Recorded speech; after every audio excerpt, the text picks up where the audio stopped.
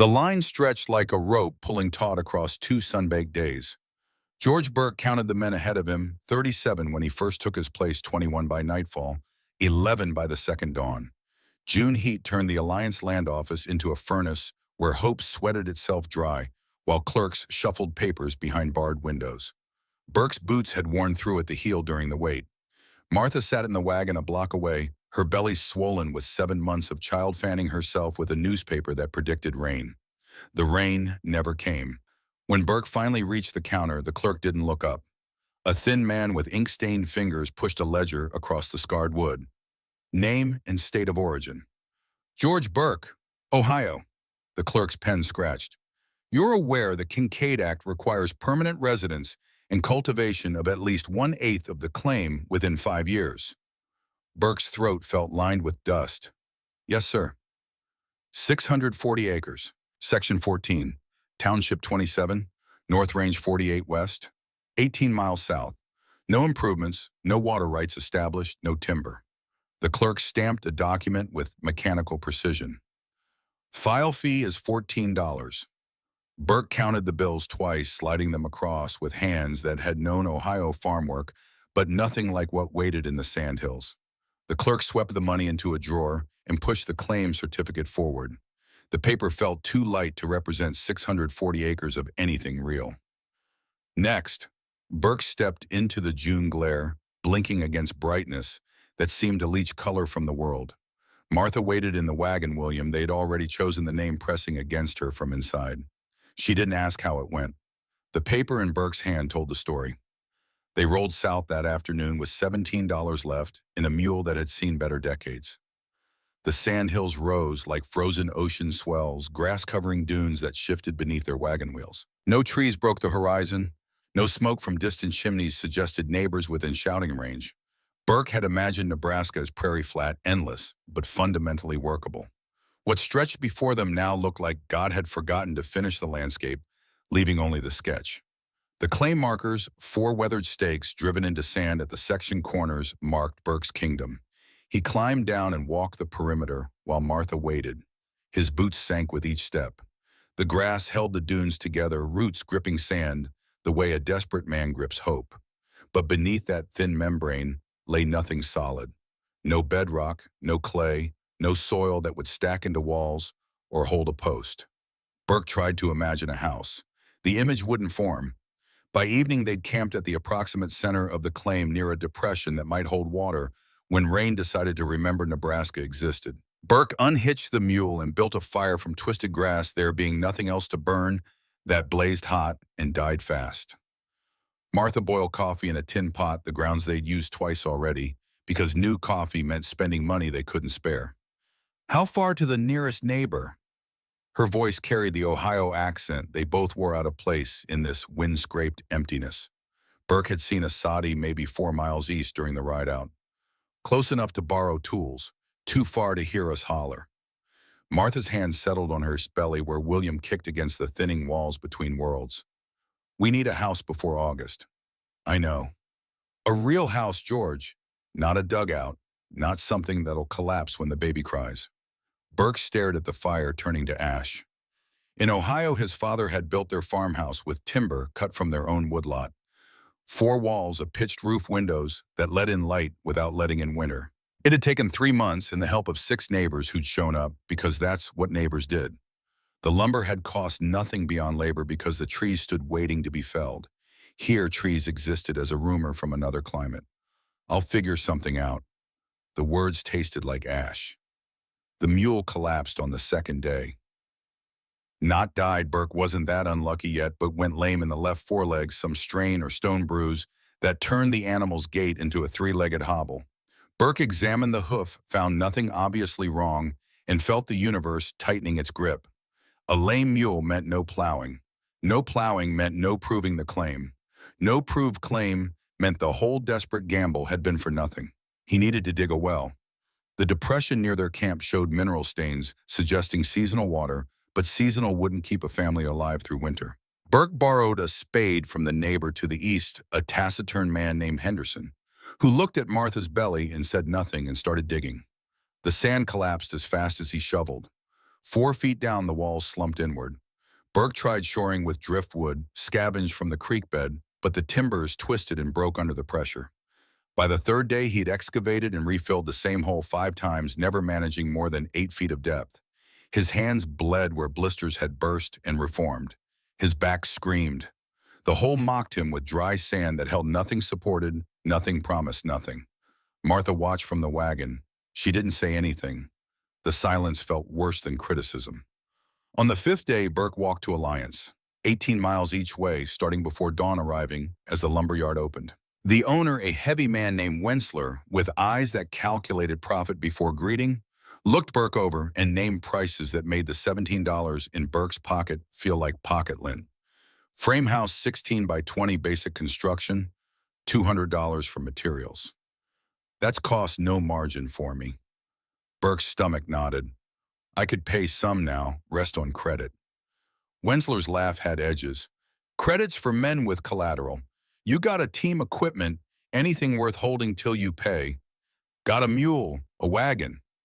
Every homesteader's got a mule and wagon. Half of them are in my yard right now with their hands out.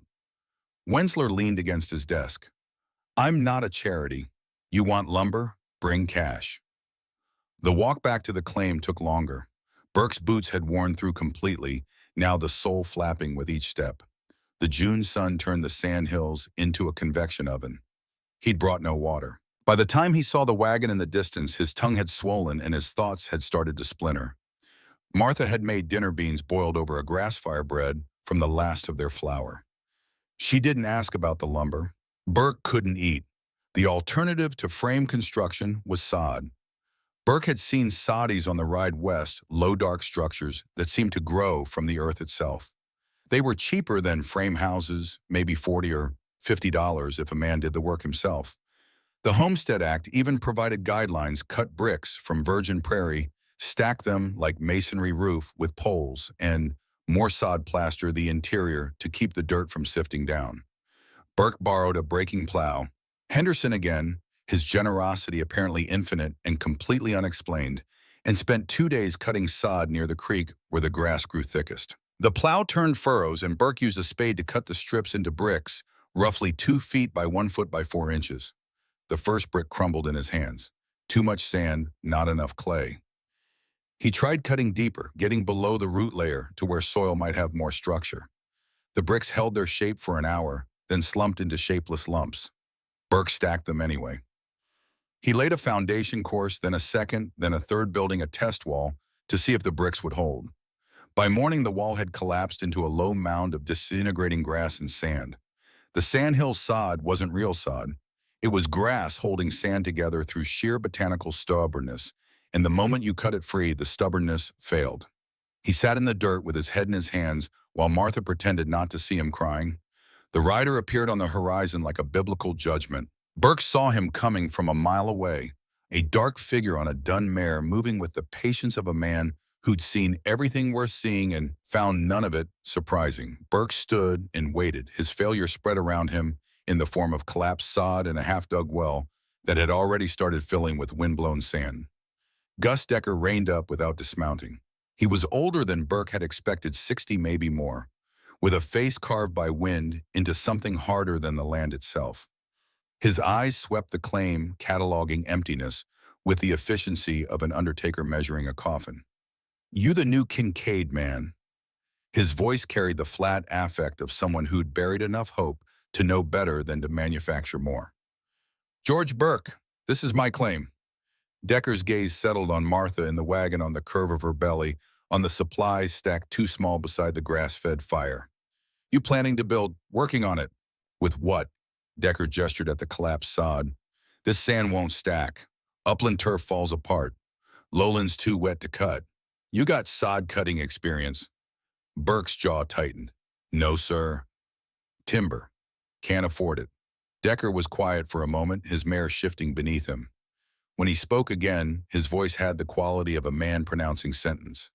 I came to this county in '91, back when the government was still lying about how much land a man needed. 160 acres, they said. Plenty for a homestead. Plenty for a family. He paused. I buried my first wife in '93. Blizzard caught her coming back from Henderson's place. Froze solid before I could find her. Burke felt his blood cool despite the June heat. Lost 3 fingers to frostbite in '97. Stupid mistake, thought I could make it to the barn and back without gloves.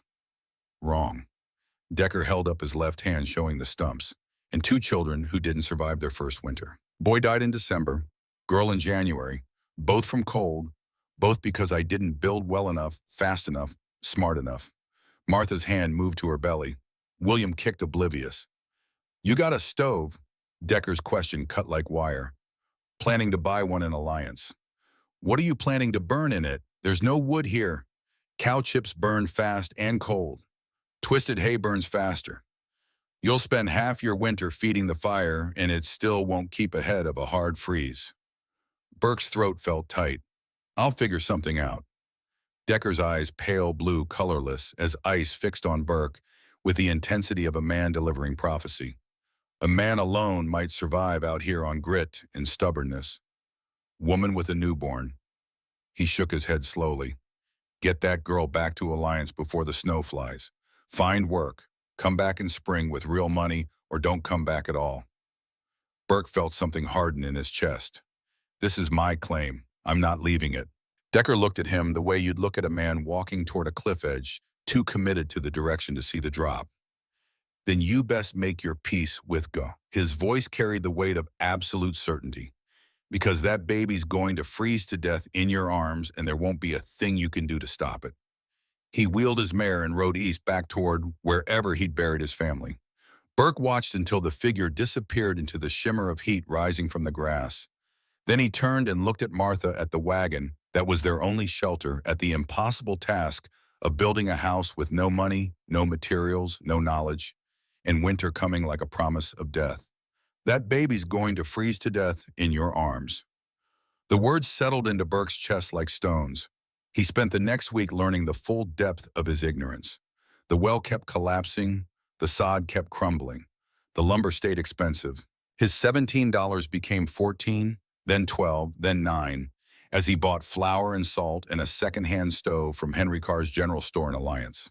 Carr was a thin man with eyes that tracked debt the way a hawk tracks mice. He wrote every purchase in a ledger with ceremonial precision, his pen scratching numbers that accumulated like evidence of Burke's inevitable failure. You'll be back, Carr said it when Burke paid for the stove. They always come back. Burke carried the stove 18 miles in the wagon, his lame mule limping the entire way. The iron contraption weighed maybe 80 pounds and would need a chimney, a hearth, a house around it to make sense. He had none of those things and no clear path toward acquiring them. Martha's belly grew larger. William was coming whether Burke had a house or not. The math was simple and brutal: 8 weeks until the baby, maybe 14 weeks until first frost, 20 weeks until real winter. Burke needed to build a structure that could protect a newborn from Nebraska cold, using materials he couldn't afford, with skills he didn't possess.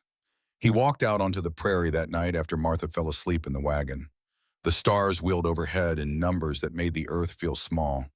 Burke kept walking until the wagon became a dark speck, until the only sound was wind through grass, until he could scream without her hearing. He didn't scream. He sat down in the grass and tried to imagine what it would feel like to watch his child freeze. Decker's words kept circling, that baby's going to freeze to death in your arms. The certainty in the old man's voice suggested not prediction, but memory, a future that had already happened to someone else and would happen to Burke because the universe had patterns, and Burke was following one that ended in a small grave. The moon rose 3/4 full, washing the sand hills in silver light. Burke's vision blurred: exhaustion, dehydration, something else he didn't want to name. When his eyes cleared, he saw shapes that didn't belong. Rectangular forms stacked near the creek bed, maybe 200 yards from where he sat. He stood and walked toward them, his mind providing explanations that logic kept rejecting. The bales resolved from shadow into solidity as he approached. Hay bales, straw bales. Someone had cut and compressed prairie grass into blocks roughly 2 feet by 2 feet by 4 feet, bound with twine stacked in rows. Weather had discolored the exterior, sun-bleached on top, dark with moisture on the bottom.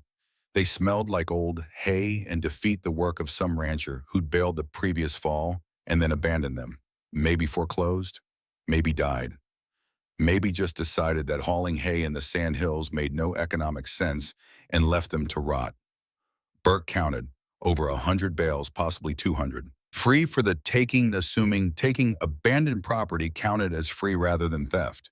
He walked to the nearest stack and pressed his hand against the side of a bale.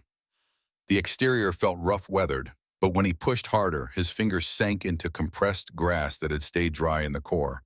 The bale had weight 60 pounds, maybe more, and density that came from mechanical compression. It held its shape. It stacked.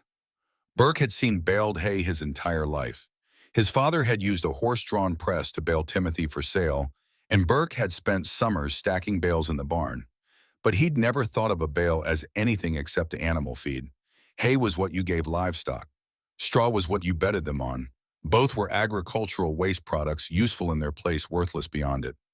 Now sitting in darkness with desperation stripping away everything he thought he knew, Burke looked at the bales differently. They were blocks. Dense, compressed blocks with straight edges and consistent dimensions. They stacked like bricks. They held their shape under their own weight, and they were free abandoned waiting. Burke thought about walls, not theoretical walls described in homesteading guides or lumber catalogs, but the actual walls he'd lived with. His father's frame house in Ohio had gaps you could see daylight through spaces between boards that let cold seep through no matter how much wood they burned. The barn had been worse, drafty, impossible to heat, a place where animals survived by huddling together and generating warmth through mass. Sod houses he'd seen on the ride west had walls maybe 2 feet thick, but sod was damp. It sweated. It bred tuberculosis and melancholy in equal measure. People died in sod houses not from cold exactly, but from the accumulated misery of living underground in walls that leaked and spawned mushrooms and never felt clean. Straw was dry. Straw was hollow. Each individual stalk was a tiny tube of trapped air, and air, still air, unmoving air, was the best insulator nature provided. Burke remembered his mother stuffing straw into mattresses, remembered how a thick straw tick held warmth through cold nights. He remembered crawling into the hayloft as a child, burrowing into loose straw and feeling chill vanish as the material surrounded him with captured warmth. What if you took that principle and made it structural? What if you stacked bales the way you'd stack bricks, creating walls not of masonry, but of compressed grass? Walls 2 feet thick, maybe thicker. Walls that were fundamentally insulation rather than barrier. The thought felt insane. Houses made of hay belonged in children's stories, cautionary tales about foolish pigs who built poorly and got eaten by wolves. Real houses required real materials, timber, stone, brick, sod if you were poor. You didn't build houses from livestock feed. You didn't create shelter from agricultural waste. But Burke had no money for timber. The soil wouldn't make bricks. The sod wouldn't stack. The well wouldn't hold water. Every conventional path had collapsed the way the sand collapsed in his excavation, leaving him with nothing except increasingly desperate alternatives. He grabbed a bale by its twine and dragged it toward the wagon. The bale weighed more than expected, the compressed grass dense as bundled muscle. His shoulders burned. His hands screamed where blisters had already formed. But the bale moved, scraping through grass, leaving a trail Burke could follow back. By dawn, he'd hauled 30 bales to the campsite. His body felt like it had been beaten with clubs. His hands were raw from twine that cut through skin to fine nerve. But his mind was racing, sketching walls in the dust, calculating dimensions, seeing something that might be a house or might be a tomb, depending on whether physics worked the way he hoped. Martha woke to find bales stacked in rough rows beside the wagon. She boiled coffee over a chip fire they'd traded Henderson for a bag of dried cow manure, the universal fuel of the treeless plains, and watched Burke draw rectangles in the dirt with a stick. "You're going to build a house." Her voice carried no question marks. Burke's stick traced lines that might become walls if the universe allowed. "Going to try." "Out of hay." "Straw. There's a difference, Bert's. Burke drew another rectangle. Bales laid flat, stacked like bricks. Staggered joints so they don't line up. 2 feet thick. "When it's done, I'll drive stakes through to hold them together. Plaster the outside with mud to keep the weather out." Martha studied the drawing. Her hand rested on her belly where William pressed against her palm, perhaps sensing the tension in his mother's body. "Will it work?" Burke met her eyes. The truth felt heavy. I don't know, but I know we'll freeze in the wagon. I know we can't afford lumber. I know the sod here won't stack. He gestured at the bales. This is what we have. So this is what we use. Martha was quiet for a long moment. She sipped coffee that had been ground twice already and would probably serve a third time before they could justify buying fresh. When she spoke, her voice carried the same steel that had gotten her into a wagon for the journey west, despite being 7 months pregnant. Show me how to help. Word traveled across the empty prairie the way smoke signals had once carried news between nations. Within 2 days, every homesteader within 20 miles knew that the new Kincaid man was building his house from hay bales. The story accumulated embellishments. Some said he was building a barn for livestock he didn't own. Others claimed he'd gone sun-mad from working without a hat. Henderson rode by and said nothing, just studied the growing structure with the expression of a man watching a slow-motion accident. Jens Lindqvist arrived on the third day. Lindqvist was Swedish with the patience of a people who'd survived endless winters through methodical preparation. He'd homesteaded in the 80s back when the government still believed rain would follow the plow and prosperity would follow rain. The rain had come intermittently. The prosperity never showed up. But Lindqvist had survived through a combination of stubbornness and expertise. He'd helped build a dozen sod houses and 2 frame structures, earning him the closest thing Box Butte County had to a building expert. He found Burke driving wooden stakes through a knee-high wall of straw bales. The stakes were willow branches cut from the creek bed, sharpened to points with a borrowed knife. Burke had drilled starter holes through the bales using Henderson's auger, and now he pounded the stakes down with a mallet, pinning each course to the one below. Lindqvist dismounted and watched in silence. Then he walked to this wall and pushed with both hands. The wall didn't move. He walked around the structure, 16 feet by 20, the same dimensions Burke had priced at Wentzler's lumberyard, examining joints, where bales met the way Burke had staggered them, the stakes protruding from the top course like wooden teeth. It's holding, Lindqvist admitted. Burke didn't stop working. 4 months had become 3.5. Every minute mattered. It'll hold better when I get the roof plate on and plaster the outside. Lindqvist crouched and peered at the bales. The June sun had baked the exterior to near white, but the cores remained golden. Straw rots when it gets wet. That's why I'm plastering it. Plaster cracks. Then I'll fix the cracks. Burke drove another stake, the mallet striking with rhythmic precision. Every house needs maintenance. Sod houses grow mushrooms in the walls. Frame houses let in drafts. Nothing's perfect. Lindqvist stood brushing dust from his knees. 17 years of Sandhills living had carved lines around his eyes, lines that deepened as he studied Burke's work. I've seen a lot of men try strange things out here. Dugouts that collapsed when spring rains came. Sod houses that melted. Frame houses built so loose the wind blew the fire out. He paused. I've never seen anyone try to build with hay. Straw. Whatever you call it, it's not a building material. It's fodder. Lindqvist shook his head. The cows are going to think you've built them a feed trough. First hard wind's going to scatter those bales across the county. And when winter comes, I'll be inside with my wife and child, and we'll find out if it works. Lindqvist was quiet for a moment. Then he reached into his saddlebag and pulled out a small cloth bundle. My wife sent these, pickled beets. She heard your woman was expecting. Burke stopped hammering. He looked at the bundle, then at Lindqvist. Something in his chest unknotted slightly. Tell her thank you. Lindqvist mounted his horse. I hope it works, Burke. I truly do. He paused, the reins loose in his hands. But when that baby comes and you realize you've built a house that won't hold heat, you bring them to my place. We've got room. Nobody needs to die for pride. He rode off and Burke watched until the figure disappeared into the grass ocean horizon. Then he turned back to the walls and drove another stake. The sound echoed across the empty claim, wood striking wood, a rhythm that might build shelter or might just be the percussion of a man hammering his way toward disaster. August arrived with heat that made the June warmth feel like mercy. The temperature climbed past 100 degrees and stayed there, baking the sandhills into something that shimmered at the edges. Burke worked through it, his shirt soaked with sweat that dried to salt crust, his hands bleeding where new blisters formed over old scars. The walls reached shoulder height, then head height, then higher. Burke had used every bale from the creek bed and had started cutting his own.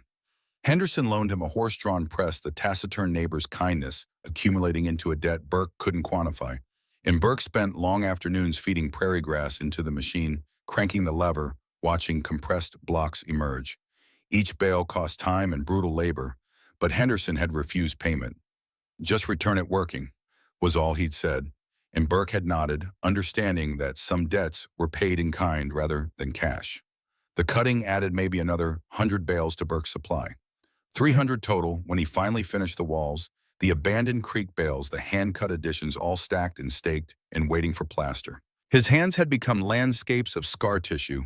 The skin thickened where blisters had formed and burst and hardened into calluses.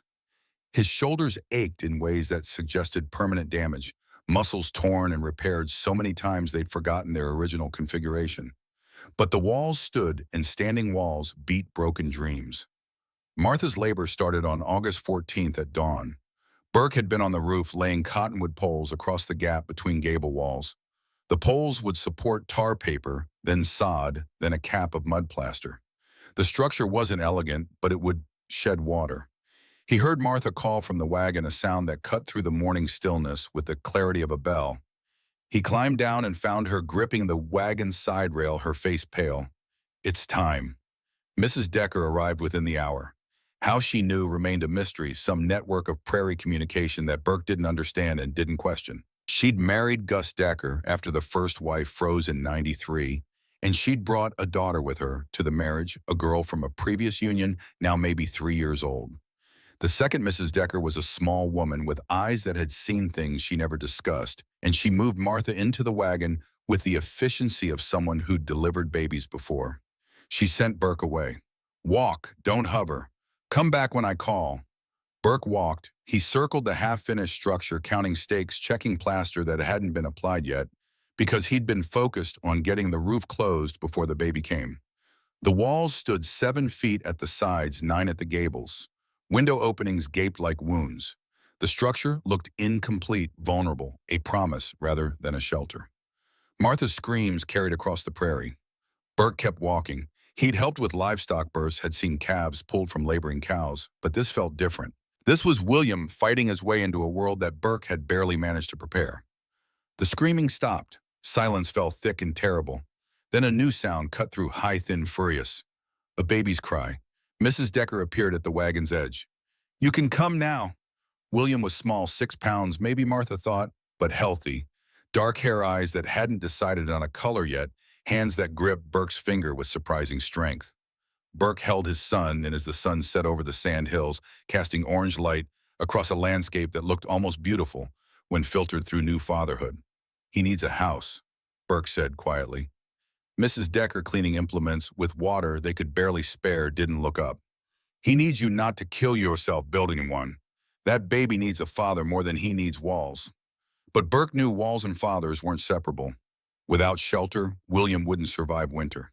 Without William surviving, being a father became meaningless. The equation was simple and brutal. Burke went back to work the next morning with bleeding hands and a newborn's cry ringing in his ears. The walls climbed through late August, while William learned to breathe Nebraska air.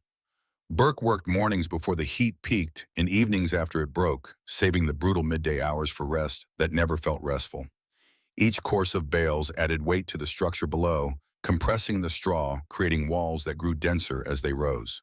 By the first week of September, the structure stood complete at full height, 7 feet along the eaves, 9 at the peaks, where gable walls would support the roof. The roof frame went up in 4 days. Cottonwood poles scavenged from the creek bed, the only timber within reasonable distance, laid across the gable walls at 18-inch intervals.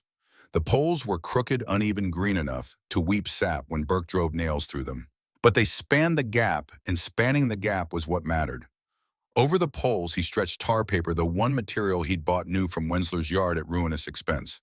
The black paper cost $3 for a roll large enough to cover the roof with minimal overlap. Burke had stood in Wensler's lumberyard calculating whether he could afford weatherproofing or whether he should gamble on somehow keeping rain out through force of will. The calculation had taken maybe 10 seconds. Without tar paper, the first rain would soak through whatever he laid over the poles, rotting the cottonwood, dripping into the house, defeating the whole purpose of having a roof. He'd paid the $3 and walked home with the roll over his shoulder 18 miles with his stomach empty because spending money on tar paper meant not spending it on food. The tar paper went down in sections, each sheet overlapping the previous by 6 inches. Burke nailed it to the poles with tin tacks he'd salvaged from the wagon sideboards. Then he cut sod from the creek bottom, not for walls, never again for walls, but for the roof where its weight and density might actually prove useful. The sod laid over the tar paper in thick strips, grass side up, creating a living roof that would shed water and provide additional insulation. Over the sod, he planned a final coat of mud plaster, but that would wait. September was slipping away and the wall still needed sealing.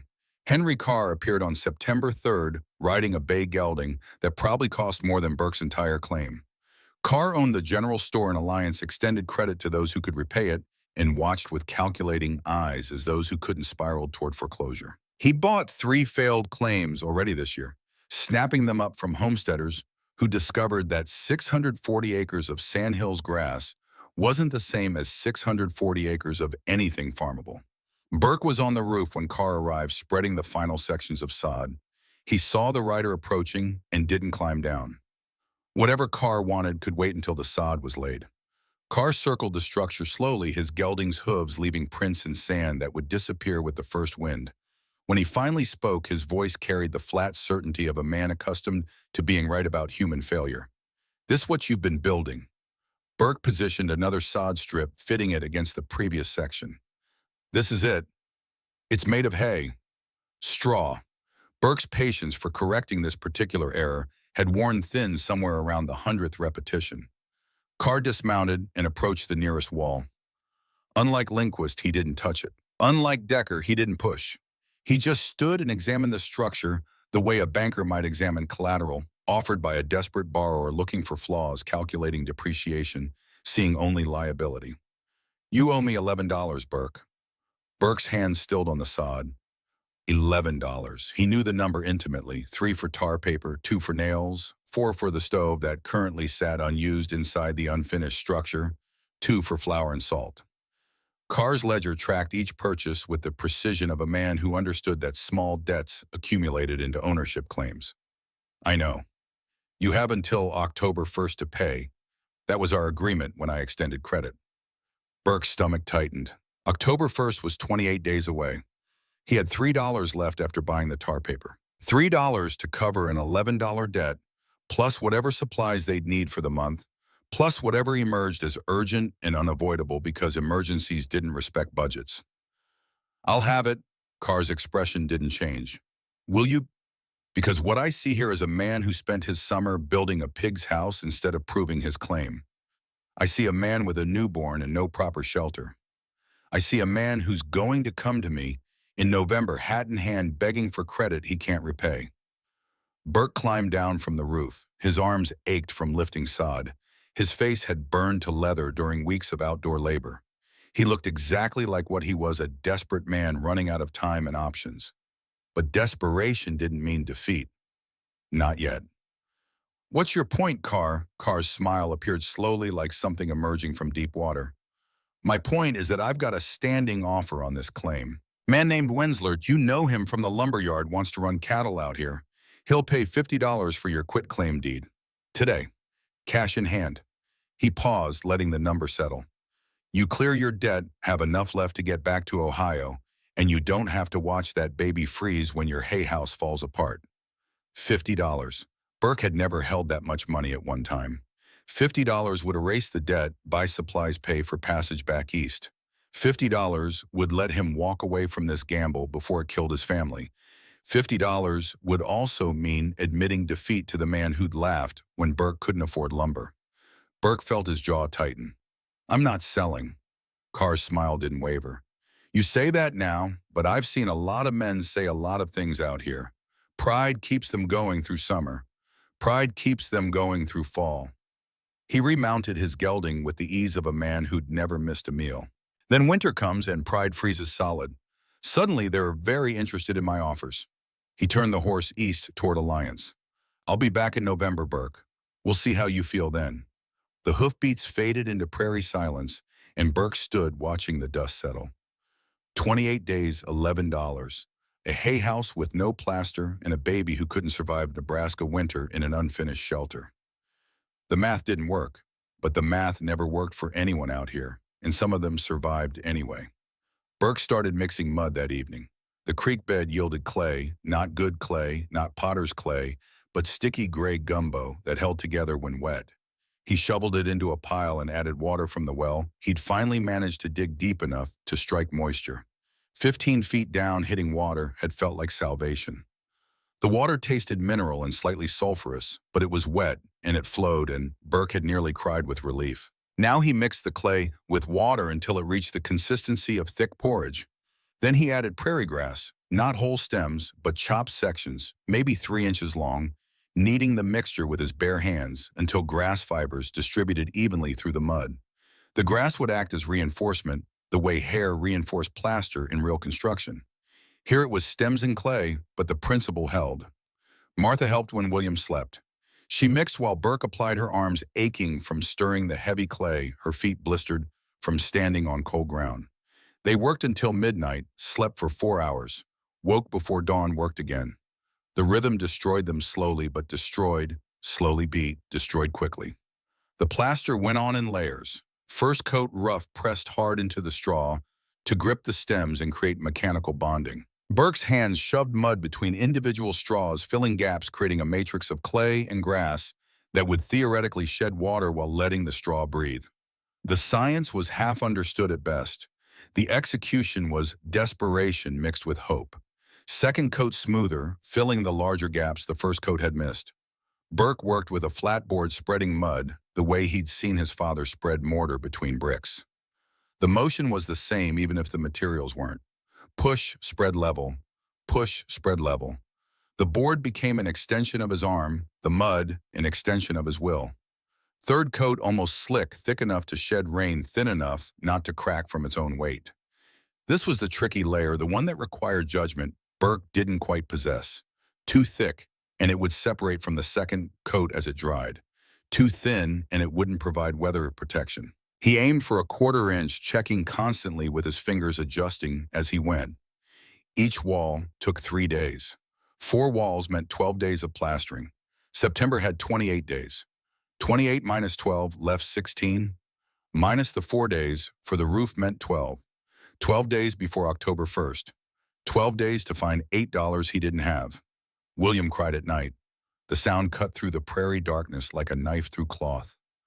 Martha nursed him in the wagon, her body providing warmth. The September nights were starting to withdraw. The temperature had begun its autumn descent, 70s during the day, 50s at night, dropping toward the 40s as the month progressed. Not dangerous yet, not winter, but a preview of winter, a warning shot across the bow. Burke finished the exterior plaster on September 20th. He stepped back and examined what they'd built, and for the first time in months, he felt something other than terror. The structure didn't look like a pile of straw anymore. It looked like a house. Rough, yes. Lumpy, absolutely. The mud plaster had dried to an uneven gray-brown cracking, in places where Burke had applied it too thick, but mostly holding. The walls were nearly 2 feet thick. The mud had hardened in the September sun to something that rang when he knocked on it with his knuckles, not quite stone, not quite wood, but solid in a way that suggested permanence. Inside, the temperature felt different. Outside, the September wind had teeth, not winter teeth, but sharp enough to remind skin that cold existed. Inside, the air was still. Burke pressed his hand against the interior wall where he hadn't yet applied finish plaster. The straw beneath the exterior mud felt neither warm nor cold, just neutral. The temperature seemed to hover in some middle zone, neither reflecting outside conditions nor fighting them, just existing in steady equilibrium. He thought about winter, about snow driven by 60-mile winds, about temperatures falling so fast a man could freeze walking from house to barn, about the walls in his father's Ohio farmhouse, and how the cold seeped through every crack despite burning cord after cord of wood. These walls had no cracks. These walls were 2 feet of compressed air, every hollow straw a tiny barrier against heat transfer. It might work. It had to work because October 1st was 11 days away, and Burke still had no idea how to find $8. Mrs. Decker provided the answer, though calling it an answer felt generous. when it required Burke to sacrifice his future for his present. She arrived on September 26th with a wagon full of cow chips and a proposition. The wagon bed was stacked high with dried manure months of patient collection from cattle that grazed open range. The chips represented fuel, the only fuel that made sense in a landscape without trees. Twisted hay burned too fast. Grass burned faster, burned. Cow chips burned slow and surprisingly hot, the concentrated energy of grass that had already passed through a bovine digestive system. Burke was inside the house applying finish plaster to the interior walls. The work was lighter than the exterior, just a thin coat to seal the straw, keep it from shedding. Particles make the space feel finished rather than agricultural. He heard the wagon and came out to find Mrs. Decker sitting on the bench, reins loose in her hands. "My husband says your house is foolish." Her voice carried more assertion than Burke remembered from their first meeting. The silent woman had found words perhaps emboldened by distance from Gus Decker's certainty. "He says you're going to freeze, and your wife's going to freeze, and that baby's going to freeze, and there's nothing to be done about it." Burke waited. He knew there was more. "I think my husband's been wrong before." She climbed down from the wagon, moving with the careful precision of someone whose body had absorbed too many prairie hardships to trust it completely. "He was wrong about me. Wrong about whether I could survive out here after what happened to his first family. Wrong about a lot of things." She gestured at the wagon at the fuel stacked high in the bed. "That's 3 months of chips, more than enough to keep a small stove running through winter if you're careful." Burke's heart hammered. 3 months of fuel would carry them from November through January, the coldest stretch, the killing season. If the house held heat the way he hoped, 3 months might be enough. "I'm not giving them to you." Mrs. Decker's eyes met his. "I don't give charity, but I'll trade." Burke's throat felt tight. "Trade for what?" "That mule of yours. He's old, but he's sound. My draft horse threw a shoe last week and the hoof's gone bad. Won't make it through winter." She paused. "Give me the mule and you get the fuel." The mule. Burke's mind raced through implications. He'd need the animal come spring to plow, to haul water, to drag timber, if he ever acquired timber, to pull the wagon, if they ever needed to go anywhere. Spring plowing was essential to proving the claim. Without a mule or horse, he couldn't break sod. Without broken sod, he couldn't demonstrate agricultural improvement. Without improvement, the government could revoke his claim. But spring was a long way off. And without fuel, there wouldn't be a spring because his family would be frozen corpses buried in sandhills graves. Deal. They unloaded the chips together, stacking them against the east wall of the house where the roof's overhang would keep them dry. The work took an hour. When they finished, Burke handed over the mule's lead rope, and Mrs. Decker climbed back into her wagon. The mule followed behind, tied to the tailgate, already belonging to someone else. "For what it's worth?" Mrs. Decker's voice was quiet. "I hope you prove him wrong. I hope you prove all of them wrong." The wagon rolled east, and Burke turned to face the house. Fuel enough to survive. Walls thick enough to hold heat. A wife and child depending on him. October 1st was 5 days away. He still owed Henry Carr $11. He still had 3. The wagon sold for $15. Burke found a buyer in Alliance, a newcomer, even greener than Burke had been, a man with cash and no sense who paid for a wagon worth 20. Burke negotiated the sale standing in the street outside Carr's store, shook hands on the deal, and pocketed the coins while his stomach churned. The walk home took 6 hours. 18 miles without a wagon to ride in, without a mule to pace, just Burke's boots wearing thinner against the Sandhills Trail. He'd sold his transportation. He'd sold his ability to haul supplies or seek help or run if running became necessary. The isolation he'd been living with became absolute. The house was now the only place they could be because leaving it required walking, and walking with a newborn through Nebraska weather was a death sentence. But he had $15. 15 covered the 11 he owed Carr, with 4 left over. $4 would buy flour, salt, maybe a little sugar. $4 was almost wealth compared to the 3 he'd been working with. Burke paid Carr on October 1st exactly as promised. He counted out $11 in coins and bills, sliding them across the counter, while Carr watched with those calculating eyes that missed nothing.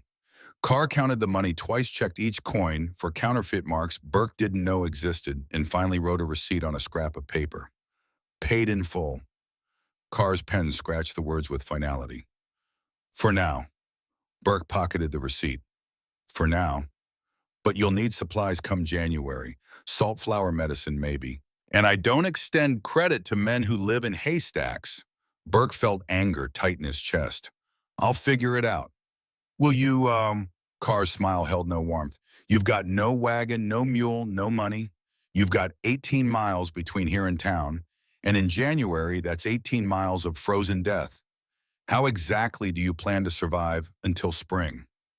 Burke thought about the house about walls that seemed to swallow temperature changes, about Martha and William waiting in a structure that might be shelter or might be tomb, about Gus Decker's certainty and Jens Lindquist's doubt and his own desperate gamble that physics worked the way his instincts suggested, the same way everyone out here survives, one day at a time. This walk home felt longer than the walk to town. Burke's boots had worn completely through now, the soles flapping with each step, his feet developing blisters on top of calluses on top of scars. By the time he reached the claim, blood had soaked through his socks. Martha had moved them into the house. Burke found her sitting inside with William at her breast. The space transformed from construction site to home through small adjustments. She'd hung curtains over the window openings, just flour sacks stitched together, but they blocked wind. She'd positioned the stove in the corner, with the chimney pipe extending through a hole Burke had framed in the roof. The pipe leaked smoke slightly, but mostly it worked. Their few possessions, cookware, bedding clothes, had migrated from the wagon to interior shelves Burke had framed from scrap lumber. The wagon itself sat outside now, just a storage container, since they had no animal to pull it. The whole arrangement felt temporary and permanent, simultaneously, like they'd committed to staying while reserving the right to flee. Did you pay him? Martha's voice was steady. Paid in full. She nodded once, her attention returning to William, who nursed with the single-minded focus of someone who understood that survival meant eating whenever milk was available. Burke watched them in the dimming light, his family alive, sheltered by walls he'd built from waste. October passed. The nights grew colder. The wind grew sharper. And inside the straw house, something remarkable began revealing itself. Burke had expected to burn fuel constantly the way his father had in Ohio. He'd expected to wake in frozen pre-dawn darkness, stumble to the stove, coax flames to life, and hover there shivering until the room reluctantly warmed. Frame houses work that way. Heat escaped as fast as you generated it, fighting a losing battle against exterior cold that seeped through every gap and crack. The straw house worked differently. The first cold night came on October 7th. The temperature outside dropped to 38 degrees, not freezing, but cold enough to make breath visible. Burke built a small fire in the evening, just enough to take the chill off while Martha prepared dinner. The fire burned for maybe 2 hours, then died to coals. Burke expected the temperature to drop immediately. Instead, the house held. The warmth generated by 2 hours of burning stayed trapped in walls that seemed to have no intention of releasing it. Burke checked the interior temperature with a thermometer he'd bought from Carr's store during better financial days. 62 degrees. Outside was 38. Inside was 62, and the fire was out. He checked again at midnight. 60 degrees. At dawn, 58. The house had shed 4 degrees overnight without a fire, while the outside temperature had dropped to 32. Burke stood in the pre-dawn darkness, pressing his hand against the interior wall. The plaster felt neutral, not cold like a frame house wall would feel, not warm like a surface actively radiating heat. Just neutral, as if the wall existed outside the temperature gradient entirely. The science behind it was simple once Burke thought it through. Air trapped in hollow straw didn't move, and still air was the best insulator nature provided. Each stalk was a tiny thermos. 2 feet of compressed stalks created 2 feet of trapped air in millions of tiny chambers. Heat couldn't conduct through air that didn't circulate. Cold couldn't penetrate barriers made of nothing but stillness. October's coldest night came on the 23rd. The temperature dropped to 12 degrees. Burke built his evening fire, burned maybe 3 cow chips, let the stove go cold. Inside the house, the temperature climbed to 64 degrees and held there overnight. By morning, with 12 degrees outside, the interior had dropped to 54. 10 degrees of loss over 8 hours with no fire. Burke did the math. Losing a degree an hour meant he'd need to burn fuel maybe twice a day to maintain comfort, not constantly feeding the flames the way frame houses required. Martha noticed the difference. It's not cold. Burke was examining the interior plaster, checking for cracks that might indicate structural problems. What? In the mornings, it's not cold anymore. She was nursing William, her shoulders relaxed in a way they hadn't been since arriving in Nebraska. Back in Ohio, I'd wake up and the cold would be right there pushing through the walls. Here, it's just not. Burke walked to the window and scraped frost from the inside of the glass. Outside, the prairie stretched white with frost grass sparkling in weak October sunlight. Inside, the floor was warm enough to walk on barefoot. The air didn't bite. The temperature felt stable, controlled, safe. The walls are working. Better than working, they're actually keeping us warm. Martha looked at the mud-plastered straw with something approaching affection. Everyone said we'd freeze. Everyone said this was madness. Maybe it still is. October isn't the test. October is practice. The real winter hasn't started yet. But October was teaching them the house's rhythms, morning fire to take the overnight chill off, evening fire for cooking and comfort. Nothing at midday because the September and October sun, even diminished, provided enough ambient warmth. 2 small fires per day, using maybe 4 cow chips total. At that rate, Mrs. Decker's 3 months of fuel would stretch to 6 months, maybe more. November arrived with the first snow.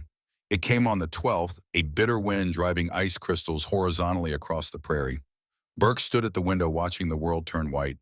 Outside, the wind screamed a sound like something alive and furious. He could see it battering the walls, hurling snow against the plaster with force that should have penetrated.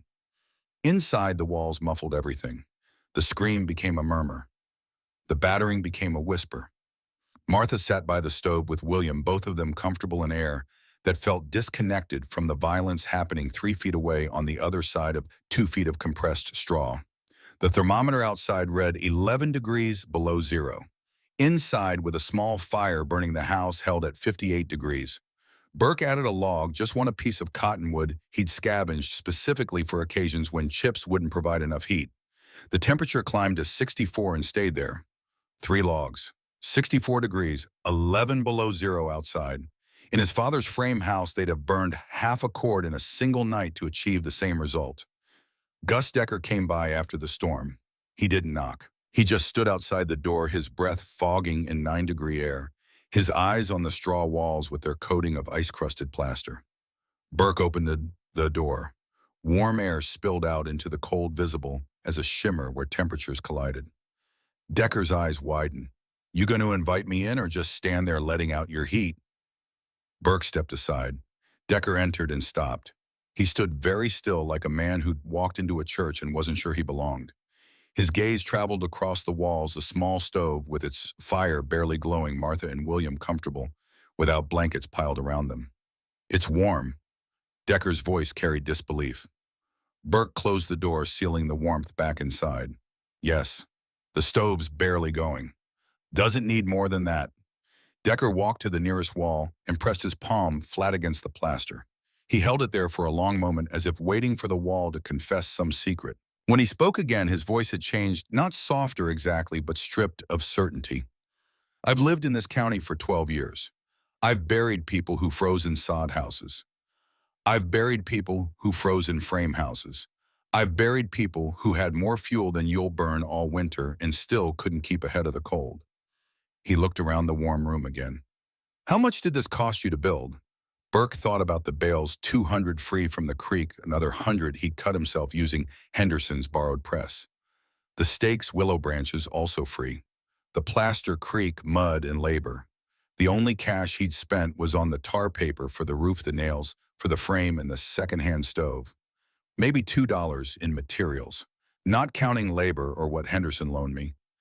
Decker laughed. It was a short, harsh sound like a bark. $2. He shook his head. I spent $200 on my first house. Frame lumber shipped from Chicago. Best construction money could buy. His hand was still on the wall. Your house is warmer than mine ever was. He turned toward the door. Before stepping out into the cold, he paused. I called this foolish. I told you that baby was going to freeze. Burke said nothing. There was nothing to say. The house spoke for itself. I was wrong. Decker's voice was quiet, almost too quiet to hear over William's fussing. I don't say that often, but I was wrong. The door closed behind him, and Burke watched through the window as Decker mounted his horse and rode east across the frozen prairie. Martha came to stand beside him, William against her shoulder. He admitted it. Her voice held something between surprise and satisfaction. He did. How many of them do you think will admit it?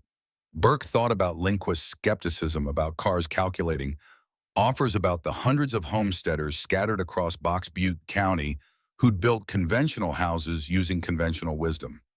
How many would look at a hay house and see possibility instead of madness? How many would let evidence override expertise? We'll find out when winter really gets here. December brought temperatures that made November feel generous.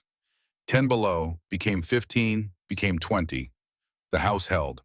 Burke burned minimal fuel, maintaining interior temperatures in the low 60s with what felt like magical efficiency. The small iron stove, fed with cow chips and occasional cottonwood, produced enough heat to keep the room comfortable, even when the outside world turned deadly. William grew. Martha regained strength, lost to childbirth. Burke began to believe they might actually survive. But the real winter still hadn't arrived. January was coming, and January in Nebraska was a different beast entirely. The old-timers talked about the blizzard of '88 when temperatures dropped so fast that children froze walking home from school. They talked about the winter of '81 when snow fell for 47 days straight. They talked about cold so deep it killed cattle, standing upright, froze them solid where they stood. Burke listened to these stories and looked at his straw walls and wondered if he'd built something strong enough to survive what was coming. The house had performed beyond expectations through October, November, December, but those were practice months, warm-up acts. The real test was approaching, and it would arrive whether they were ready or not. On January 9th, the sky turned the color of iron. The barometer began to fall, the mercury dropping in the glass tube Burke had mounted on the interior wall. Somewhere to the north, a mass of Arctic air began moving south at 30 miles an hour, carrying temperatures that would test every structure on the Nebraska plains. Burke didn't know it yet, but by this time tomorrow, he would learn exactly what his house could endure. By this time tomorrow, he would discover whether genius and desperation had built shelter or merely postponed death.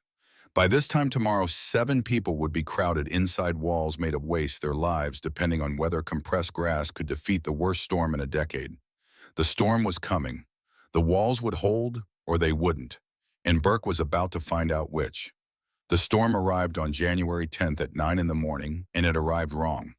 Burke had seen blizzards before Ohio blizzards, lake-effect storms that dumped snow in quantities measured by feet rather than inches. Those storms built gradually clouds, thickening wind, increasing temperature, dropping in predictable stages that gave a man time to prepare. This storm hit like a fist. The temperature at dawn had been 18 degrees above zero. Cold but manageable, the kind of January morning that let a man work outside if he kept moving. Burke had been splitting cottonwood for the stove, his axe biting into frozen wood that rang like metal. Martha was nursing William inside where the morning fire had raised the interior temperature to a comfortable 62 degrees. By 9 o'clock, the sky had turned the color of a bruise. Burke stopped splitting and looked north. The horizon had disappeared beneath a wall of something that wasn't quite cloud and wasn't quite solid, a presence rather than weather advancing with visible speed. He'd never seen sky move before. The wrongness of it froze him in place, axe-held loose mind, struggling to process what his eyes reported. The barometer inside it had dropped below 29 inches. Burke checked it twice, thinking the instrument had broken. The mercury sat lower than the markings on the glass, diving toward pressures that shouldn't exist outside hurricanes. The wind arrived at 9:15. No buildup, no warning gusts, just sudden force that slammed into the house hard enough to shake loose dried mud from the plaster. Burke felt the impact through his boots, through the floor, through the walls themselves. Martha's eyes widened, one hand moving to William, the other bracing against the wall. George. Burke crossed to the window. The world outside had started to vanish. Not gradually obscured, but erased, replaced by horizontal snow driven so hard it looked solid. He'd counted maybe 60 seconds between the first gust and total whiteout. The prairie had become a wall of moving white that screamed. The temperature began its plunge. Burke checked the exterior thermometer mounted beside the door. 18 at dawn, 12 at 9, 4 degrees at 9:30. The mercury was falling so fast he could watch it drop the silver column retreating down the glass like something fleeing. By 10 o'clock, 6 degrees below zero. Martha had pulled William close, wrapping him in blankets despite the interior warmth. Some instinct deeper than reason told her to insulate the baby against what was coming. Burke fed the stove, adding chips with careful precision. Not panicking, not throwing fuel into flames the way his gut screamed at him to do. The house had taught him patience over 3 months. Small fires, steady heat. The walls would do the rest. Inside temperature, 58 degrees. Outside, 14 below. The walls held. Burke pressed his hand against the interior plaster. The surface felt neutral, neither warm nor cold, maintaining its curious disconnection from the temperature chaos happening beyond. The wind outside was battering the structure with force that should penetrate, but the battering became muffled by the time it reached Burke's ears. The scream reduced to whisper, the assault absorbed into stillness. 16 below outside, 58 inside. The house was working. The knock came at 2 in the afternoon. Burke almost missed it beneath the wind roar. The sound came again, rhythmic pounding against wood that barely registered over the storm's fury. He crossed to the door and opened it. Gus Decker stood on the threshold covered in ice. Not snow-covered ice covered the crystals coating his face and beard in a shell that cracked when he tried to speak. Behind him, barely visible through the driving white, stood his wife clutching a bundle to her chest. The bundle shifted and Burke saw it was Mrs. Decker's daughter from her first marriage, the girl maybe 3 years old, wrapped in every blanket the Deckers owned. Our house. Decker's voice came out broken, each word an individual effort. North wall. Collapsed. Under snow weight. Burke grabbed Decker's arm and hauled him inside. Mrs. Decker followed, stumbling across the threshold. The child in her arms whimpered, but didn't cry, either too cold for tears or too frightened to make sound. The fire went out. Mrs. Decker's lips were blue, the color of someone in whose blood had retreated to save her core. When the wall fell, the stovepipe came down. We couldn't, she stopped. Her eyes swept the room and widened. The straw house was warm, not survivable, warm, not huddled by the fire warm, but genuinely comfortable. The small stove glowed quietly in the corner. Martha was already moving, pulling chairs closer to the heat, taking the child from Mrs. Decker's shaking arms. How long were you out there? Burke's hands guided Decker toward the stove. 1/2 mile, from our place to yours. Decker's voice was returning, but his hands still shook. Took us an hour, couldn't see. Couldn't feel our feet after the first 100 yards. Burke looked at the exterior thermometer through the window. 22 below zero, still falling. 1/2 mile in this storm with no shelter at the end meant death. Slow death, hypothermia, eating consciousness degree by degree until a person simply lay down and stopped fighting. But the Deckers hadn't reached nothing. They'd reached the hay house, the foolish construction that everyone had mocked. And now it was saving their lives. Mrs. Decker sat by the stove, her daughter in her lap, and started crying. Not sobbing, not dramatic, just tears running down her face while her body shook with cold that was beginning to release its grip. Martha brought coffee hot from the pot that had been simmering all morning. Mrs. Decker wrapped her hands around the cup and stared at the straw walls with an expression Burke couldn't quite name. It's warm. Her voice barely registered. Your house is warm. Outside, the temperature hit 26 below zero. Inside, the house held at 56 degrees with 7 people now generating body heat. Burke checked the fuel supply, running calculations that made his stomach tight. The chips Mrs. Decker had traded him were stacked against the east wall enough for 3 months for 3 people. With 7 people, the math changed. More bodies meant more warmth, but also more demand on the stove, more door openings, more strain on the system. The pounding came again at 3 o'clock. Burke opened the door to find Jens Lindquist and his family wife and 2 sons standing in the killing cold. Ice coated them like armor. Lindquist's beard had frozen solid, his eyebrows white with frost. The boys, maybe 8 and 10 years old, weren't shivering. That was the dangerous sign. When a body stopped shivering, it meant the core temperature had dropped below the point where muscle tremors could generate heat. Our house. Lindquist's Swedish accent grew thicker under stress. The gaps. Can't keep the cold out. Temperature inside dropped to 20, then 15. Then, Burke pulled them inside. 11 people now. The house that Burke had designed for 3. Lindquist stood in the center of the room, taking in the warmth, the calm, the fundamental wrongness of comfort existing, while the world outside murdered anything exposed. I remembered what you said. Lindquist's voice shook. When I questioned your walls, you said every house needs maintenance. You were right, but I didn't maintain mine well enough. His eyes found Burke's. I should have listened. The lumber had cost $200, shipped from Chicago, finest construction money could buy. But the finest construction had gaps invisible in autumn highways for wind in January. The frame walls conducted cold the way copper conducts electricity. No amount of burning could keep ahead of the transfer. Lindquist had tried. He'd burned wood until the heat made the stove glow red. The interior temperature had still dropped degree by degree until continuing to stay meant watching his children freeze. So he'd run. Half a mile through whiteout conditions to the hay house he'd mocked. And now he stood in warmth, generated by maybe 4 cow chips, surrounded by walls made of waste, learning that expertise sometimes meant less than desperation. Burke checked the fuel supply again. 3 months for 3 people. With 11, maybe 3 weeks. Less if the storm continued. He looked at the pile of chips doing math that had no good answers, then looked at William sleeping in Martha's arms. The baby was comfortable, warm, alive. 3 weeks of fuel meant 3 weeks of life. After that, they'd find out if January had mercy. The temperature outside hit 30 below zero at sunset. Inside the house had dropped to 54 degrees. Not from cold penetrating the walls, but from door openings, from bodies moving, from the natural slight decline that happened when 11 people occupied space designed for 3. Burke fed the stove 1 chip at a time, patient-controlled. The temperature stabilized. William's cough started on the second night. Burke heard it in the darkness, a small wet sound that didn't belong. By morning, the cough had deepened and the baby's forehead burned hot against Martha's palm. Fever. Her voice barely rose above whisper. George, he has a fever. Burke's blood went cold in ways the storm hadn't managed. Babies died from fevers. They died all the time on the frontier from illnesses that had no names and no cures. The nearest doctor was in Alliance 18 miles away across a frozen wasteland that would kill any man who tried to cross it. They couldn't get help. They couldn't get medicine.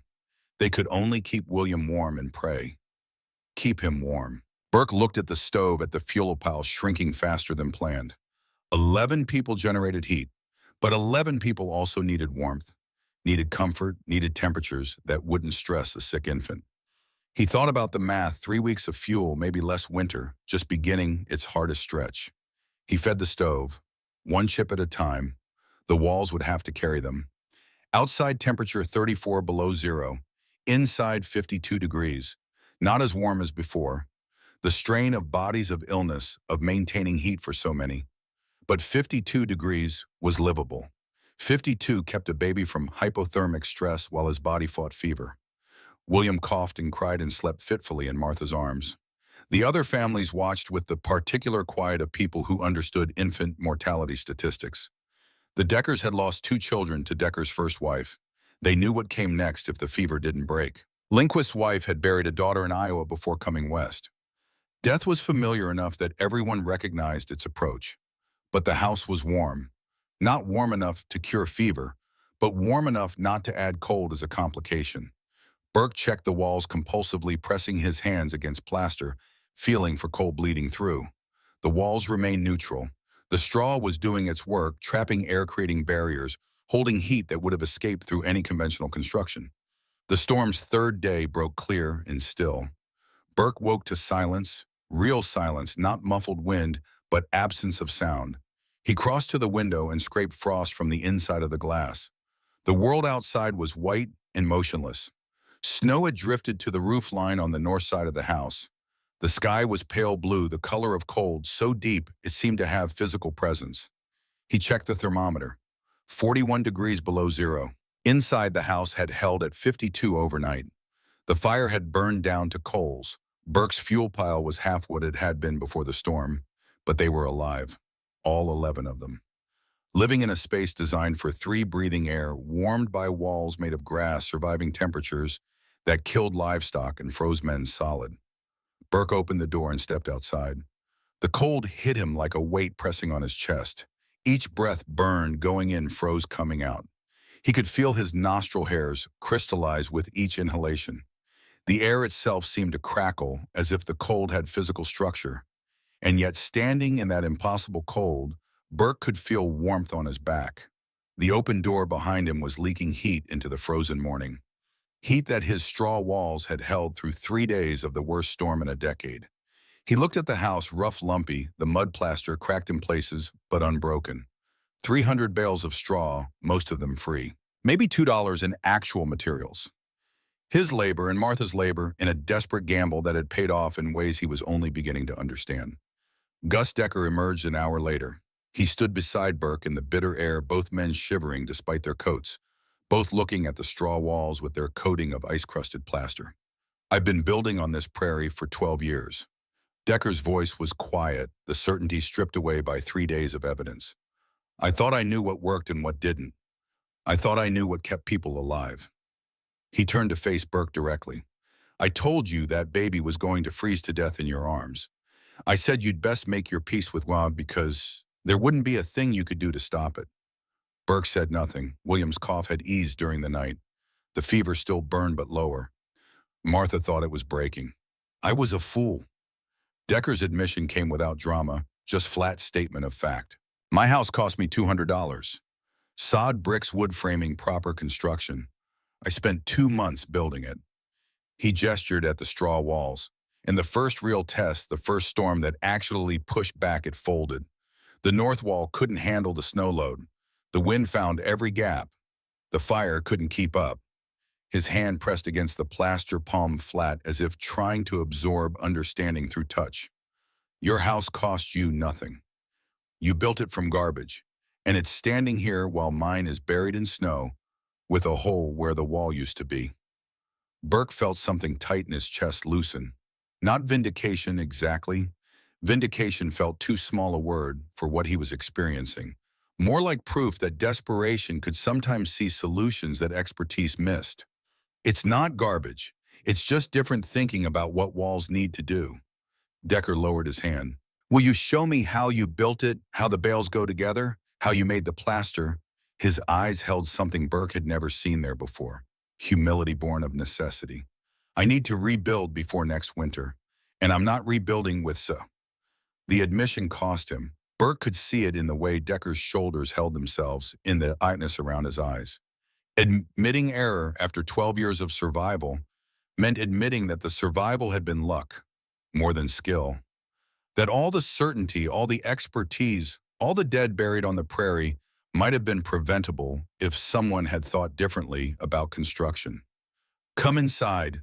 Burke's breath fogged thick in the 40 below air. "I'll draw you a plan." Jens Lindquist converted that same afternoon. He found Burke outside checking the structure for damage. The storm had been violent enough that Burke half expected to find plaster blown off, stakes pulled loose, something broken. Instead, he found nothing. The walls stood exactly as they had before the storm, neither damaged nor apparently stressed. Lindquist led a young mule on a rope. The animal was maybe 2 years old, strong and healthy despite the cold. "My brother sent it from Iowa. Was supposed to be a draft animal for spring plowing." He pressed the rope into Burke's hand. "But I figure you need it more than I do after what you did for my family." Burke tried to refuse. The mule represented value, utility, future work. Accepting it meant taking something Lindquist couldn't easily replace. "You saved my boys." Lindquist's voice went thick. "I watched them getting cold in our house. Watched the temperature dropping. Watched them start to shiver in ways that scared me." He stopped, gathered himself. "And I thought about what you'd built. And I thought maybe, just maybe, you were smarter than all of us." His eyes found Burke's. "I was the one who said the cows would think you built a feed trough. I was the one who said the first hard wind would scatter your bales across the county." The admission seemed to physically hurt. "I was wrong about everything." Burke thought about June, about standing on his claim with $17 and no path forward. About Lindquist bringing pickled beets because his wife said a pregnant woman needed something besides flour. About small kindnesses that mattered more than expertise. "You brought beets back when you had every reason to write me off as a fool." Lindquist almost smiled. "My wife's idea. She said you had good hands. Said the way you drove those stakes, the way you laid those bales, you weren't just guessing." You were thinking. The mule shifted its breath, fogging in the cold. Burke ran calculations. With a mule, he could plow come spring. He could haul water-drag timber if timber ever became available. Pull the wagon if they ever needed transport.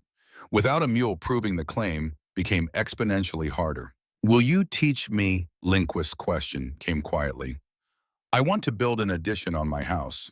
Straw walls on the north side where the wind hits hardest. If what you've built can hold through a storm like this, it can hold through anything. Burke looked at the man who'd doubted, who'd mocked, who'd now come asking for knowledge Burke had acquired through desperation rather than study. The irony felt heavy, the expert begging the amateur for instruction. But irony didn't feed families or keep children warm. I'll teach anyone who wants to learn. No charge, no secrets.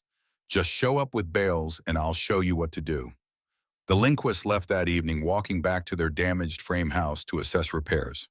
The Deckers stayed another day. Their north wall had collapsed completely, making their structure uninhabitable until spring thaw allowed reconstruction. When they finally departed, Gus Decker paused at the door. I buried my first wife and 2 children out here. Lost 3 fingers to frostbite.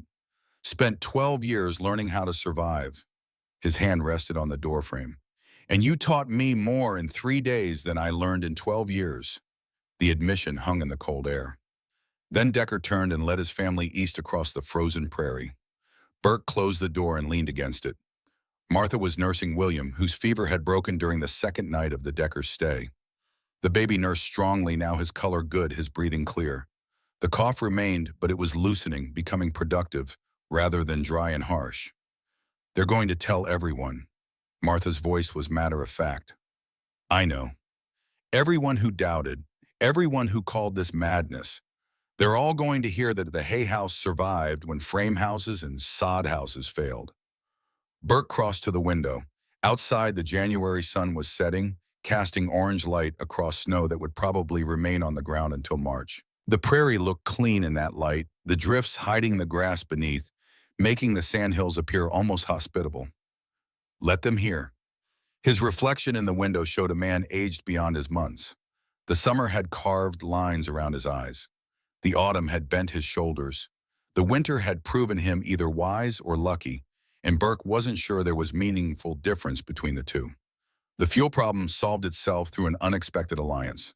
Henderson appeared 2 weeks after the storm, driving a wagon loaded with cow chips. The taciturn neighbor who'd loaned tools and pressed without comment now offered fuel without explanation. Heard you sheltered 11 during the storm. Henderson's words came sparse as always. Heard your fuel's running low. Burke started to protest, but Henderson raised a hand. Not charity. Call it payment for the press you returned working. Call it neighborly. Call it whatever lets you accept it. He gestured at the wagon. 2 months of worth, give or take. Should see you through to thaw. The chips stacked against the east wall alongside what remained of Mrs. Decker's supply. Burke did the math. Existing fuel plus Henderson's contribution equaled enough to reach April, maybe May, if they stayed careful. The calculation lifted weight Burke hadn't realized he'd been carrying. I'll pay you back come spring, once I get the claim proved and don't want payment. Henderson was already climbing back into his wagon. Want neighbors who know how to build houses that don't kill people. Show me your method come thaw. That's payment enough. The wagon rolled away, and Burke understood something about prairie economics he'd missed before. Out here, knowledge was currency, survival was wealth, and a man who'd figured out how to keep 11 people alive through 40 below temperatures had something worth more than cash. News traveled slowly across Winter Prairie, but it traveled. By February 3, homesteaders had visited Burke's claim to see the straw house for themselves. They walked around the structure, touching walls that had survived what conventional construction hadn't. They stepped inside and felt warmth generated by minimal fuel. They asked questions Burke answered as completely as his limited understanding allowed. 2 of the February visitors started their own construction. Small buildings at first, a chicken coop, a storage shed, testing the method before committing to full houses. Burke helped with both, showing how to stake bales, how to stagger joints, how to mix mud plaster with prairie grass for reinforcement. He charged nothing. The knowledge felt too hard-won to monetize, too important to hoard. By March 5, new straw structures were rising across Box Butte County. By April, when snow finally melted and the prairie turned green again, the number had grown to 8. Word spread through networks. Burke didn't understand homesteader to homesteader, neighbor to neighbor. Success stories transmitted across distances that made formal communication impossible. Burke helped with all of them. He showed them how to cut bales, how to stack them, how to seal them against weather. He answered questions patiently, repeatedly, giving away everything he'd learned through trial and terror. People asked why he didn't charge.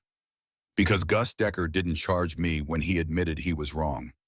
Burke's hands demonstrated proper stake placement on someone's wall. He rode over to tell me my baby would freeze, and he was wrong, and he admitted it, and he didn't ask for anything in return. The logic seemed circular to some, but Burke didn't care about logic. He cared about William healthy and growing. He cared about Martha no longer afraid of winter. He cared about proving the claim about surviving, about the simple fact that his family was alive when Gus Decker had prophesied death. That was worth teaching for free. Henry Carr never came back to offer $50. Burke saw him once in Alliance in late February, walking to town for supplies he could finally afford to buy. Carr was standing outside his general store, watching the street with those calculating eyes that tracked profit and loss. Their eyes met. Neither man spoke. Carr's expression revealed nothing, not anger, not admiration, not acknowledgement, just calculation. Burke wondered what equations ran through that mind, what cost-benefit analysis compared lumber to straw, conventional wisdom to desperate innovation. Burke nodded once politely and walked on. Some vindications didn't need acknowledgement. They just needed to exist. The mule Lindquist had given him proved invaluable come spring. Burke used it to plow breaking sod he'd failed to break the previous year, demonstrating agricultural improvement required by the Kincaid Act. The animal was young but willing, learning plow work with the same patience Burke had learned construction. By May, Burke had 40 acres under cultivation, enough to prove his claim, enough to satisfy government requirements, enough to demonstrate that the desperate gamble of June 1903 had transformed into legitimate homestead by May 1904. He stood in his plowed field one evening watching the sun set over land he actually owned now. The house sat solid in the distance, its rough plaster walls catching orange light. 300 bales of straw, most of them free. Maybe $2 in cash outlay. The mockery of experts and the certainty of failure. And yet the walls stood. The baby lived. The family survived. And across Box Butte County, other families were learning that sometimes the best solutions emerged not from expertise, but from desperation stripped of alternatives. Martha came to stand beside him, William on her hip. The baby was nearly a year old now, healthy and loud and entirely unaware that his survival had become a teaching moment for strangers. "What are you thinking about?" Her hand found his. Burke looked at the house, at the field, at the prairie stretching in all directions. "I'm thinking that everyone who said this was madness was right. It was madness. Building a house from hay shouldn't work. But it did. But it did." Burke's grip tightened on her hand. "And I'm thinking that maybe madness is just another word for not knowing any better. We didn't know it couldn't work, so we built it anyway." Martha smiled. William grabbed at her hair, pulling with the strength of someone testing the physical world. "Ignorance as advantage." Something like that.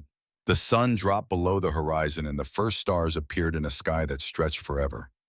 Burke turned toward the house, toward warmth and shelter and walls that had proven themselves. Tomorrow he'd help Henderson build a straw addition. Next week he'd show the family 5 miles south how to mix plaster. But tonight he'd sit in a house that saved 11 lives and be comfortable with being right for reasons he still didn't fully understand.